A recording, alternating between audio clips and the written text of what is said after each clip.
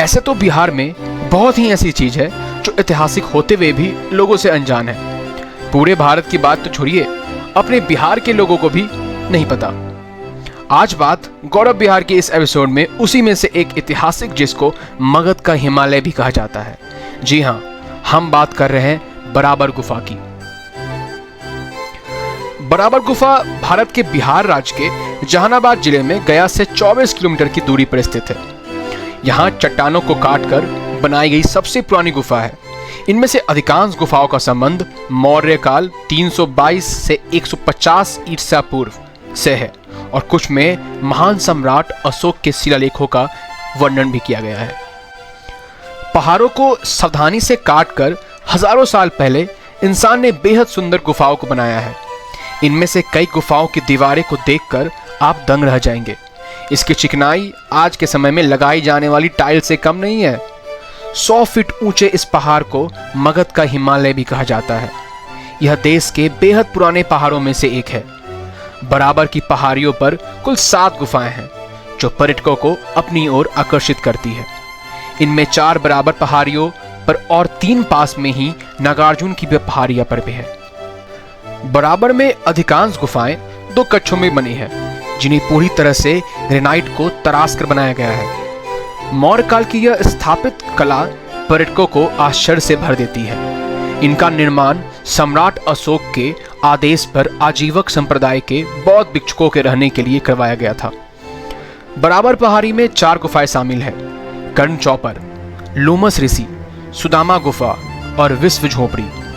सबसे खास बात यह है कि सुदामा और लोमस ऋषि गुफाएं भारत में चट्टानों को काट कर बनाई जाने वाली गुफाओं की वास्तुकला के सबसे बेहतरीन उदाहरण में से एक है, जिनमें मौर्य काल में निर्मित वास्तुकला संबंधी विवरण मौजूद है, जिसका विकसित रूप आप अजंता और एलोरा की गुफाओं के रूप में देख सकते हैं। सुदामा गुफा का निर्माण मौर्य समाज के सम्राट अशोक ने करवाया था। यह गुफा लोमस ऋषि गुफा के पास ही स्थित है। प्रवेश द्वार पर एक शिलालेख है जिससे पता चलता है कि यह गुफा इन गुफाओं में सबसे पुरानी है। सुदामा गुफा में एक धनुषाकार की छत है जिसमें एक कुंभकार गोलाकार कमरा है जिसके भीतर एक आयताकार मंडप है।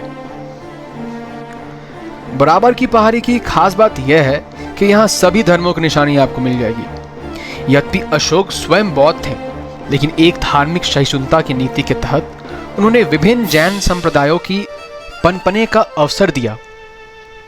इन गुफाओं को उपयोग आजीविका संप्रदाय के सन्यासियों द्वारा किया गया था, जिनकी स्थापना मखगिल गोशाला द्वारा की गई थी। वे बौद्ध धर्म के संस्थापक सिद्धार्थ गौतम और जैन धर्म के अंतिम एवं 24वें तीर्थकार महावीर के समकालीन थे। इसके अलावा इस स्थान पर चट्टानों से निर्मित कई बौद्ध और हिंदू मूर्तियों भी पाई गई है।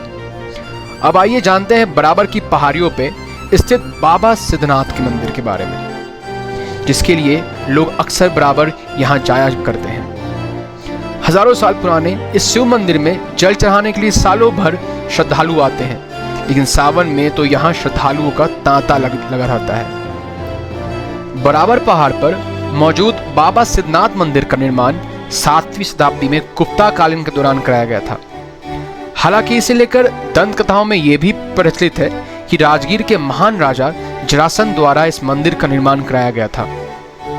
यहाँ से गुप्त मार्ग राजगीर किले तक पहुँचता था। इस रास्ते से राजा पूजा अर्चना करने के लिए मंदिर में आते थे। पहाड़ी के नीचे विशाल जलाशय पताल गंगा में स्नान कर मंदिर में पूजा अर्चना की जाती थी। शिव पुराण के अनुसार भगवान शिव के अलग अलग क्षेत्रों में नव अवतार हुए थे। उन्हीं में से एक बाबा सिद्धनाथ का भी जिक्र है। इसी स्थान के बारे में एक बात का और मान्यता है कि यह स्थान दैत्य राजा वानासुर का तप स्थान था। शिव जी प्रसन्न होकर यहाँ पे आए थे और उन्हें दर्शन भी दिए थे और शस्त्र भुजा का वरदान भी दिए थे।